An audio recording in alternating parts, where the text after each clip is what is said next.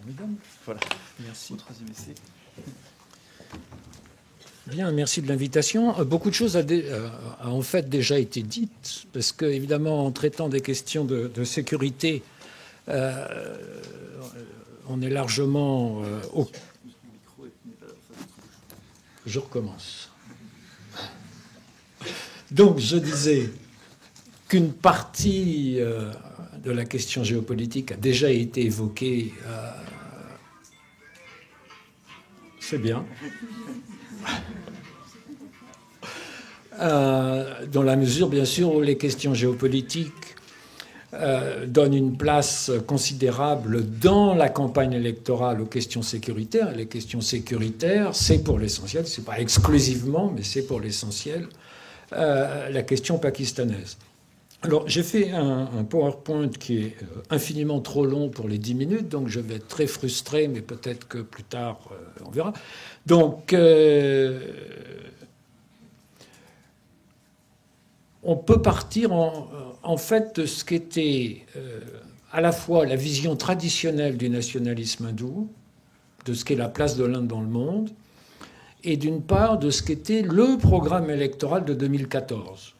Le programme électoral de 2019, donc, qui est sorti aujourd'hui, bon, comme toujours, la politique étrangère, ça vient tout à fait à la fin, à ceci près que le programme commence par un long développement sur la nation d'abord, et que la nation d'abord, c'est largement une question sécuritaire.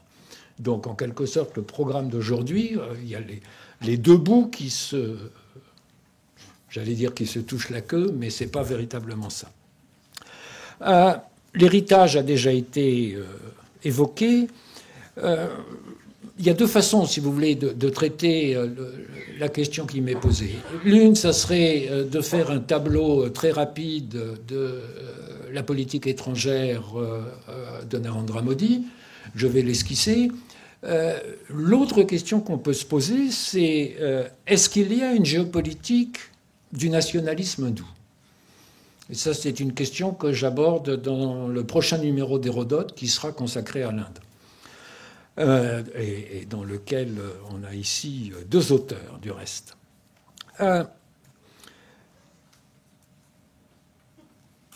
Les voisins, ils sont sur la carte. Si on change d'échelle, on a l'Asie du Sud. Et comme toujours, évidemment, dans le discours officiel, c'était vrai pour le Parti du Congrès, c'est vrai pour le BJP. Nous voulons des bonnes relations avec nos voisins immédiats. Et ça a été lancé, en fait, dès la prise de fonction de Modi, où il avait invité tous les chefs d'État et de gouvernement des pays d'Asie du Sud, plus quelqu'un qui n'est pas en Asie du Sud, mais c'était tout à fait significatif, le président de l'île Maurice, qui était un signal sur ce qu'est la projection maritime de l'Inde, qui est en train de se développer face à une présence chinoise de plus en plus évidente dans ce même océan Indien. Donc, la priorité est supposée être pour le voisinage proche. Et en même temps, bien sûr, ce voisinage proche porte à la fois la marque de l'éternel conflit sur le Cachemire, un Cachemire divisé en trois en réalité, et en trois puissances nucléaires, avec le Jammu et Cachemire, un État indien, le Gilgit-Baltistan et l'Azad-Cachemire, deux régions spécifiques qui ne sont pas des provinces pakistanaises, mais qui sont sous le contrôle pakistanais, et puis l'Akse-Chine, qui a été occupé par les Chinois, le Cachemire en quelque sorte transhimalayen. Cette question du Cachemire, évidemment, elle est centrale, pas unique, mais centrale dans les relations indo-pakistanaises. Ça vient d'être dit, le dernier attentat de février, c'est un jeune Cachemiri qui a conduit un attentat suicide contre un convoi paramilitaire. Et en rétorsion, donc, Narendra Modi a franchi les lignes. D'habitude, si j'ose dire, lors du dernier attentat notable au Cachemire à l'automne 2016, les frappes chirurgicales dont s'est vanté le gouvernement portaient sur des sites dans l'Azad-Cachemire, c'est-à-dire dans un territoire contesté. Alors que là, ça a porté sur un camp du Jaish-e-Mohammed, l'un des deux grandes organisations djihadistes basées au Pakistan, mais sur le territoire pakistanais. La vraie question, c'est de savoir quel a été le résultat de ces frappes. Parce qu'on a des interprétations diverses. Est-ce que vraiment le camp des djihadistes a été touché? Est-ce que vraiment, comme l'a dit un ministre, il y a eu 300 victimes? Quand on regarde les photos satellites, c'est pas tout à fait évident. Mais quand une partie de l'opposition a posé cette question, évidemment, elle a été attaquée en disant « vous préférez soutenir les Pakistanais que les valeureux soldats indiens ». Donc ça, c'est au cœur de la campagne, en quelque sorte. C'est bien ce qui a été dit tout à l'heure. Ce qu'il faut voir aussi, c'est que ces frontières contestées au Cachemire ont en quelque sorte leur écho, mais beaucoup moins tendu, à l'autre bout de l'Himalaya, dans l'Arunachal Pradesh, à l'est de l'Himalaya, qui n'est pas reconnu comme indien par les Chinois. Les Chinois appellent ça le Tibet du Sud. Et donc, quand vous avez un ministre du gouvernement central qui se rend à la capitale d'Arunachal Pradesh, et a fortiori quand le Dalai Lama va dans le grand lieu de pèlerinage bouddhiste d'Arunachal Pradesh, les Chinois protestent. Ça fait partie du jeu. C'est très codé, les relations entre l'Inde et la Chine. Très, très codé. Et il n'y a jamais de grands débordements, même si les leaders se rencontrent très souvent, non seulement dans le cadre de conférences internationales ou de conférences macro-régionales, mais aussi en tête-à-tête. Après le dernier attentat, après la dernière altercation entre Indiens et Chinois, aux confins Chine, Bhoutan, Inde, pour lequel l'armée indienne, sans intervenir, mais en montant près de la frontière, a tenu bon pendant presque 2 mois. Tout ça s'est terminé quelques mois plus tard par une rencontre entre Xi Jinping et Modi en Chine, à Wuhan, où les deux parties, c'était embrassons-nous Folleville, une nouvelle ère va commencer. Et, bon, tout ça, c'est très classique. La vraie question, évidemment, pour l'Inde en général, au-delà du BJP, c'est de faire face à un activisme chinois qui est omniprésent. On avait parlé du collier de perles jadis, c'est-à-dire des ports financés par les Chinois dans l'environnement indien. Tout ça est en train de se multiplier. La Chine a ouvert sa première base navale à l'étranger, à Djibouti. On parle d'une deuxième base navale à Divani, au Pakistan. Les Chinois démentent, mais les experts se posent des questions. Ce qu'il y a de significatif là dans la politique de Narendra Modi, c'est que face aux fameuses routes de la soie, dont l'un des axes majeurs, c'est le corridor économique sino-pakistanais que vous voyez sur la carte de droite, et qui passe donc par le Cachemire sous contrôle pakistanais. Modi s'est saisi de ce passage, ce qui est un peu étonnant parce que les Chinois travaillent là depuis des décennies et on n'avait jamais eu des protestations aussi vives. Mais là, c'était un excellent prétexte pour dire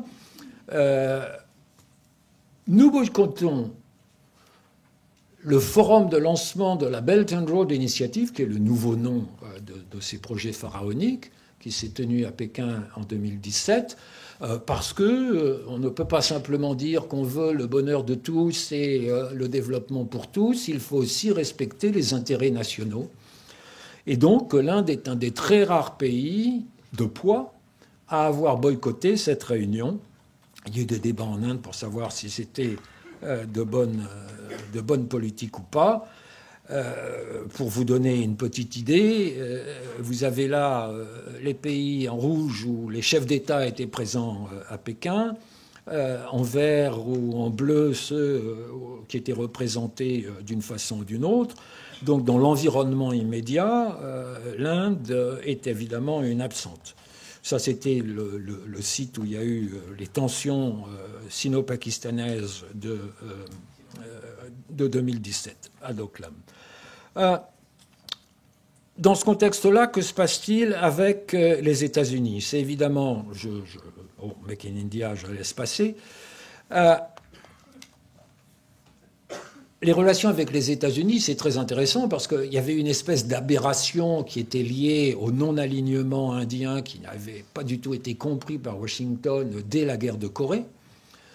Ça anticipait en quelque sorte dans les années 50 sur ce que Bush dira après, c'est-à-dire qui n'est pas avec nous et contre nous. Et donc, il a fallu les essais nucléaires de 98 pour que les Indiens et les Américains se parlent sérieusement en tête-à-tête discrètement et qu'une nouvelle phase de compréhension se mette en route sous Clinton. Ça s'est développé sous Bush.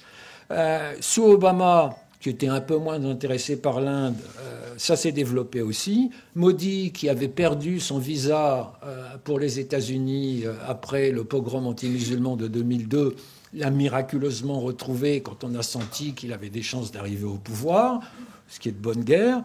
Quand il est élu, ça fait quand même la couverture du New York Times. Et Modi à la Maison-Blanche, Obama invité d'honneur pour le Republic Day en 2015, le business bien sûr. Sous Trump, ça prend évidemment les allures habituelles de la diplomatie de Trump. Rien n'a jamais été aussi bien entre les États-Unis et l'Inde. Bon, vous connaissez le discours habituel, quel que soit le pays. Ce qui est intéressant, c'était la nouvelle politique Asie du Sud, Afghanistan et Asie du Sud, pour reprendre son nom, lancée par l'administration Trump fin 2017, où là, tout était ouvert pour l'Inde, le Pakistan était voué aux gémonies, jusqu'à ce que les Américains se décident un peu plus tard à ouvrir des négociations avec les talibans, des négociations qui sont toujours en cours, et ces négociations entre Américains et talibans qui court-circuitent le gouvernement de Kaboul s'appuient entre autres sur la bonne compréhension pakistanaise, pour le dire en termes diplomatiques, de ce qu'est la dynamique des talibans. Donc New Delhi est un peu le bec dans l'eau, d'autant plus que New Delhi est un des rares pays à n'avoir jamais reçu d'émissaires talibans. Les Français les ont reçus, les Allemands les ont reçus, les Japonais, les Russes, les Iraniens, les Chinois, et j'en passe. Donc, le cœur de l'affaire, et vous me faites signe si j'arrive à mes 10 minutes, le cœur de l'affaire, c'est que... donc je ne parlerai pas du soft power indien, et c'est dommage parce que j'avais des belles diapos là-dessus. Le cœur du problème, c'est que, comme Modi efface Nehru de l'histoire indienne, évidemment, le non-alignement est effacé aussi. Mais en réalité, quand on regarde ce qu'est la politique étrangère indienne, c'est pas ce que j'entends dire parfois ici, le multi-alignement. Non, c'est une diplomatie tous azimuts. C'est-à-dire qu'on parle avec tout le monde, on a des partenariats avec tout le monde, y compris en Asie et pour l'Indo-Pacifique avec le Japon et dans une moindre mesure avec l'Australie, pour faire cette espèce de quadrilatère qui n'arrive pas vraiment à décoller entre Inde, États-Unis, Japon, Australie, pour être une espèce de pare-feu face aux ambitions chinoises. Mais en même temps, et c'est ça qui est essentiel, et je terminerai là-dessus, il ne s'agit pas de faire un bloc anti-chinois. La Chine est aujourd'hui le 3e partenaire commercial de l'Inde. Derrière le Conseil de coopération du Golfe pour des raisons pétrolières et derrière l'Union européenne. Donc tout le monde parle à tout le monde. Et ce qui ne s'appelle plus non-alignement, cette diplomatie tous azimuts, fait que chacun va interpréter ce que dit l'autre. La vraie stratégie indienne, c'est de faire en sorte qu'on puisse tirer parti, bien qu'on ait maintenant des différends commerciaux en matière de visa avec Washington, mais tirer parti de la bonne volonté américaine pour essayer d'accroître le poids de l'Inde dans l'Indo-Pacifique, tout en faisant comprendre aux Chinois qu'on n'est pas en train de faire un bloc contre eux. Et donc, en quelque sorte, l'esprit modifié du non-alignement est toujours un des piliers, sans qu'on utilise la formule, de ce qu'est la politique étrangère du nationalisme hindou aujourd'hui.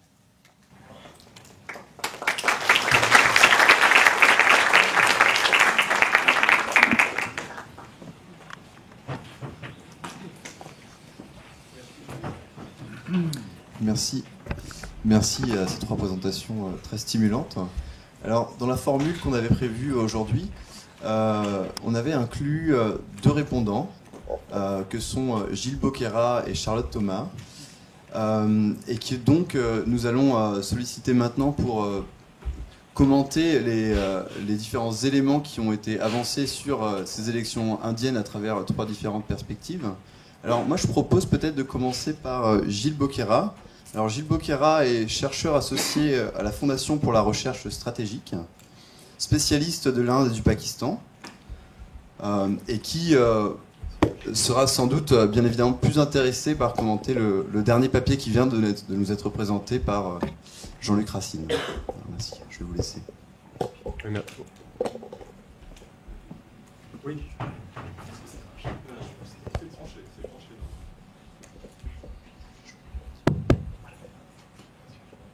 Bonjour. Une remarque d'abord, j'ai commencé, on parlait des élections effectivement en Inde, et je suis tombé il y a récemment sur un sondage qui avait été réalisé par le Pew Research Center en 2018 et qui portait sur la vision que le monde a de l'Inde. Et c'est intéressant parce qu'on s'aperçoit que ce pays chantre de non-alignement, chantre de la coopération sud-sud à une certaine époque, est assez, quand on me pose la question, est-ce que l'image de l'Inde s'est améliorée au cours des 10 dernières années? Bon, on dirait 10 ans, ça inclut aussi le gouvernement Manmohan Singh, mais bon, les gens ont plutôt la mémoire courte. Mais globalement, on s'aperçoit que dans les pays du Sud, les pays n'ont pas vu une amélioration de l'image de l'Inde. À l'inverse des pays du Nord, on observe que aux États-Unis, au Canada, en Grande-Bretagne, l'image de l'Inde s'est améliorée, ce qui n'est pas surprenant. Vous me direz, il y a une grosse diaspora indienne. Par contre, ce qui est intéressant, c'est le pays où l'image de l'Inde s'est le plus améliorée, c'est la France. 49% des répondants estiment que la France, l'image de l'Inde s'est améliorée au cours des 10 dernières années. 20% pensent que c'est le cas contraire.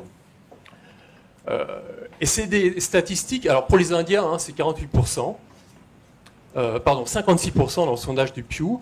Il y a eu une étude qui est parue récemment, c'était il y a 3 jours dans le Hindu, une question similaire qui ne portait pas sur les 10 dernières années, mais sur les 5 dernières années, donc l'héritage Modi, et qui montrait que 48% des Indiens ont une image tout à fait favorable du bilan mondial de l'Inde, de la représentation de l'Inde à l'étranger.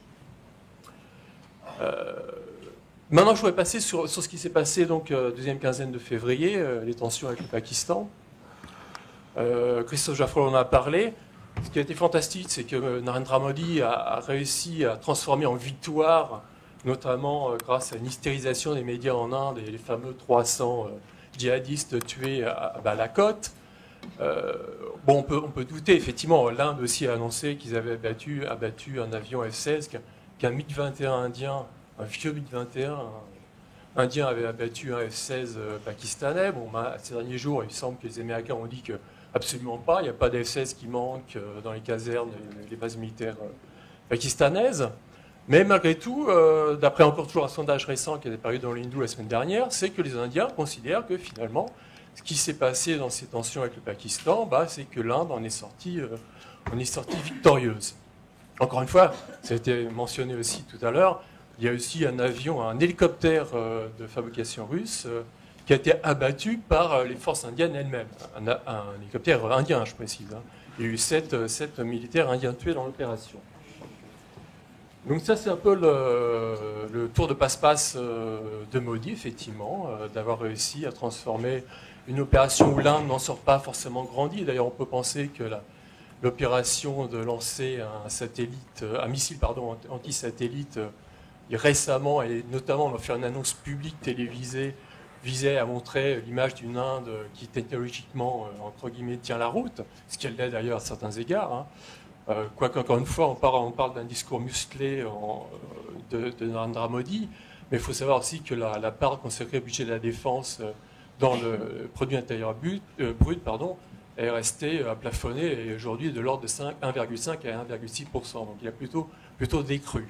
Et ce qui concerne le Make in India en termes de base industrielle et technologique de défense, les résultats sont à attendre. Jean-Luc Racine parlait de l'influence régionale de l'Inde.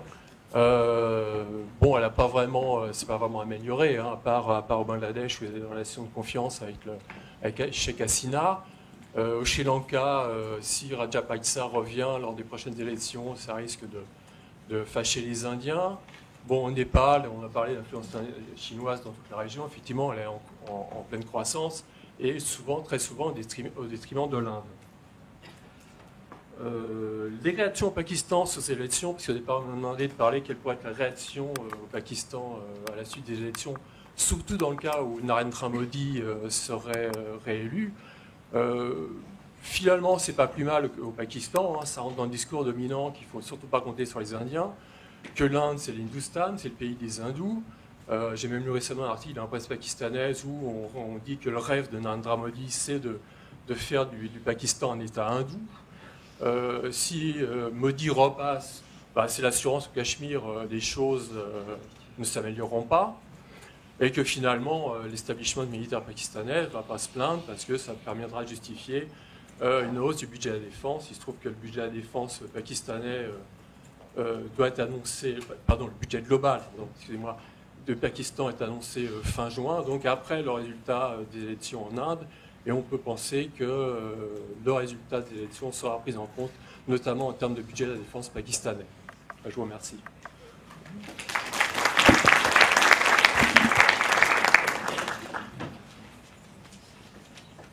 Merci Gilles Boquera. Alors maintenant, juste avant de donner la parole peut-être au public pour des questions et puis une discussion avec les intervenants, Charlotte Thomas, en postdoc au Centre de recherche international de Sciences Po, coordinatrice du programme Asie du Sud du collectif de chercheurs Noria, qui a publié récemment, l'année dernière, je crois, aux éditions Karthala, une partie de son travail de thèse sur la minorité musulmane en Inde, pogrom et ghetto, les musulmans dans l'Inde contemporaine, qui va s'adresser peut-être plus généralement à Christophe Jaffrelot et Isabelle Joumard, peut-être pour poser quelques questions et lancer éventuellement un débat qui sera plus large avec la salle. Merci. Merci, donc je me lève également. Donc bonsoir à tous. Merci tout d'abord au groupe d'études géopolitiques de me recevoir à SICA Asialiste. Donc moi je vais faire très très court sur la partie commentaire. Je pense qu'il y a juste 2 lignes de force à retenir dans ces élections. Si on veut vraiment synthétiser, la première c'est qu'effectivement, alors qu'on pensait que Narendra Modi jusqu'en 2017 allait être élu très très facilement, là on s'aperçoit aujourd'hui qu'il y a quand même des lignes de fracture et dans son électorat et une opposition aussi qui essaye de se structurer pour lui faire face. Et d'autre part, sur les tensions récentes qui finalement peuvent également en fait servir les tensions récentes avec le Pakistan qui peuvent servir la campagne de Narendra Modi, étant donné que je pense qu'on sera d'accord sur le fait que le BJP continue à donner un peu le tempo, en tout cas identitaire, de cette campagne, malgré les efforts du Congrès pour se structurer des partis régionaux. J'aurais donc 2 petites questions très rapides à vous poser. Je commence par vous. Sur l'économie, donc alors quelque chose de très rapide, on a beaucoup entendu à l'époque que les chiffres de l'économie, depuis l'arrivée au pouvoir de Narendra Modi, que les chiffres étaient un petit peu trafiqués parfois pour faire gonfler les chiffres du PIB ou pas. Donc je pense que c'est intéressant de répondre sur ce point. Et puis à vous sur le rôle peut-être de la presse et de la commission électorale dans cette campagne, et le rôle de la presse qui fait aussi suite d'ailleurs au traitement des attaques à Pulwama, et voilà, pour montrer peut-être les biais dans ces traitements.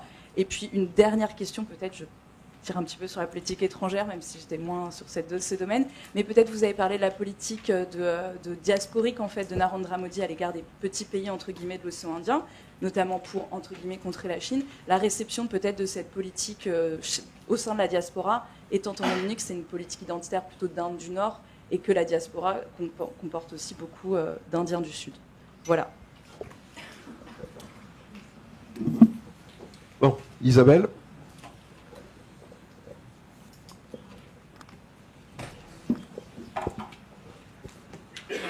Merci pour cette question qui est peut-être tout de suite polémique et difficile. Donc, les chiffres du PIB, j'ai mentionné les problèmes des chiffres d'emploi, les chiffres du PIB. Il y a plusieurs questions comme ça de chiffres portant sur l'économie, dont la publication a été contestée, qui ont été révisées souvent. Alors, si je prends la question des chiffres du PIB, Ce qui s'est passé, c'est qu'il y a eu une première révision qui a été proposée par la commission statistique qui était plus favorable, si je peux dire, au bilan économique du Parti du Congrès avant, et puis une deuxième révision quelques mois après qui semblerait indiquer qu'effectivement c'est l'inverse, c'est-à-dire que le mandat du BJP aurait été plus favorable que le mandat du Congrès. Alors j'ai envie de dire que pour moi, il y a nous, on ne fait pas les chiffres. Hein. Nous, on prend les chiffres du gouvernement, donc on prend les chiffres officiels, rien que les chiffres officiels. Alors, la première chose que j'ai envie de dire, c'est que dans tout pays, en particulier dans les pays émergents en développement, la question de la mesure de l'économie, c'est une vraie question. Ce n'est pas une question simple. Et c'est intéressant parce que il y a quelques semaines, on a appris que la Chine avait probablement surestimé son PIB de 12%. Et que le taux de croissance chinois l'année dernière était surestimé probablement de 2 points de pourcentage. Donc, on peut se rappeler aussi qu'il y a quelques années, en Grèce et en Italie, on a essayé de prendre en compte l'économie informelle et on s'est retrouvé avec tout d'un coup des changements de niveau de PIB qui permettaient d'atteindre certains critères pour faire partie de l'Union européenne.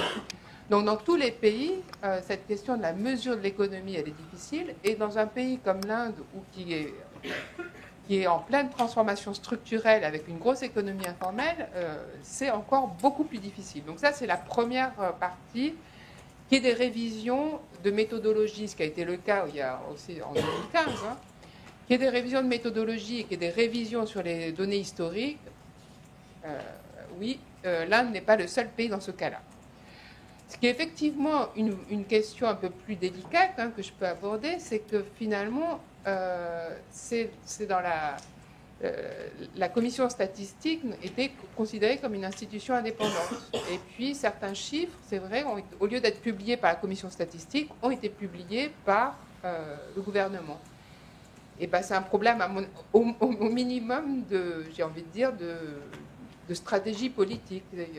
Normalement, on a une dissociation des rôles et c'est vrai que ça a généré une remise en cause importante de la crédibilité des chiffres. Voilà.